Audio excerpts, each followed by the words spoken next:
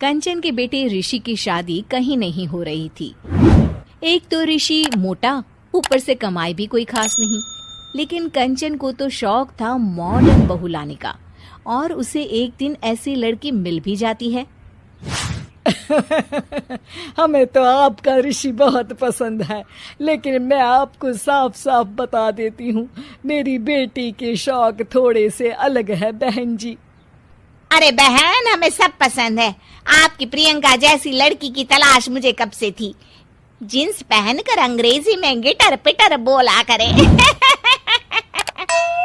अरे बहन, जरा सुन तो लो, मेरी बेटी के शौक क्या क्या है। अरे नहीं नहीं बहन, बस लड़की को देख लिया तो सब कुछ देख लिया। आप ना शादी की तैयारी करो, और वो जरा सामान की लिस्ट भी दी है ना मैंने। हाँ बहन जी, सारा सामान शादी से एक दिन पहले ही आपके दरवाजे आ जाएगा। मजा आ गया, मजा आ गया। अब तो बस आप शादी की तैयारी करो। प्रियंका के माता पिता के जाने के बाद कंचन का पति उससे कहता है, अरे भाग्यवान, तुम तो कुछ ज्यादा ही जल्दी दिखा रही थी शादी की। अरे बोलने तो देती, लड़की की माँ क्या बोलना चाह रही थी। अरे आप चुप रहिए जी, कुछ पता भी है आपको, बस मुफ्त में बोले जा रहे हैं। मेरी दोस्त शशि की बहू देखी, लंबी पतली और पढ़ी लिखी, हजारों में कमाई और संस्कारी भी। अरे पर जब वो मेरी बहू देखेगी तो जल भुन जाएगी। लेकिन तुम तो शादी ऋषि के लिए कर रही हो ना, या शशि के लिए? तुम्हारा लड़का कुछ कमाता भी नहीं है, और शरीर भी भगवान की दुआ से फूलता ही जा रहा है। फिर बोले आप हैं? फिर बोले आप? मैंने कहा ना, प्रियंका जैसी जींस पहनकर अंग्रेजी झाड़ने वाली बहू किस्मत वालों को ही मिलती है। चुप रहिए आप। पति के लाख कहने पर भी कंचन ऋषि की शादी प्रियंका से करवा देती है। लेकिन प्रियंका जैसे ही घर में आती है, वैसे ही जोर जोर से चिल्लाकर नाचने लगती है। आज मेरे यार की शादी है, आज मेरे यार की शादी है। अरे नाचो मां नाचो। आज मेरे यार की शादी है। कंचन, उसका पति और ऋषि ये देखकर हैरान रह जाते हैं।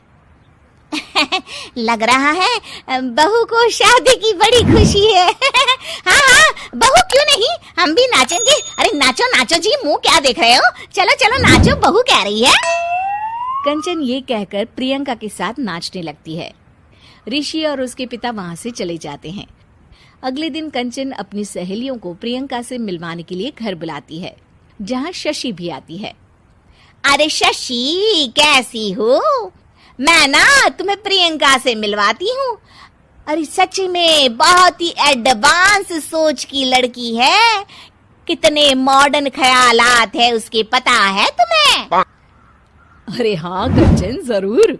बच्चों की शादी अच्छी ही होनी चाहिए, और वैसे भी तुझे तो शुरू से ही ऊंचे ख्याल की बहू चाहिए थी।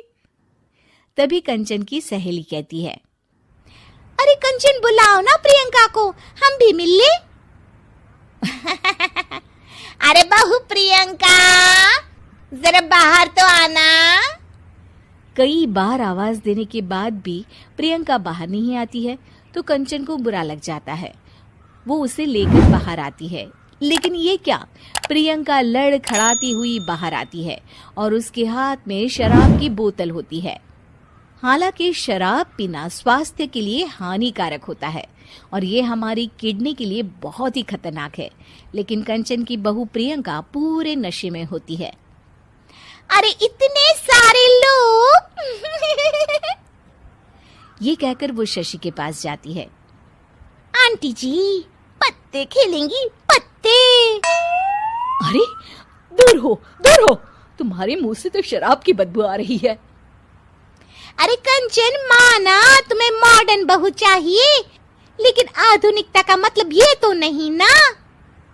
बुरा ना मानना कंचन, तुम्हें पता था कि तुम्हारे बेटे की कमाई और शरीर दोनों ही ठीक नहीं है, तो तुम्हें उसी हिसाब की लड़की से शादी करवानी चाहिए थी। ऐसा कहकर सभी औरतें वहां से चली जाती है। तभी प्रियंका की माँ कंचन के घर आती है। अरे बहन जी, बड़ी चालाक निकली आप तो।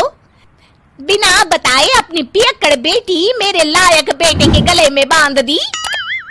आय हाय, बड़ी आई बिना बताए।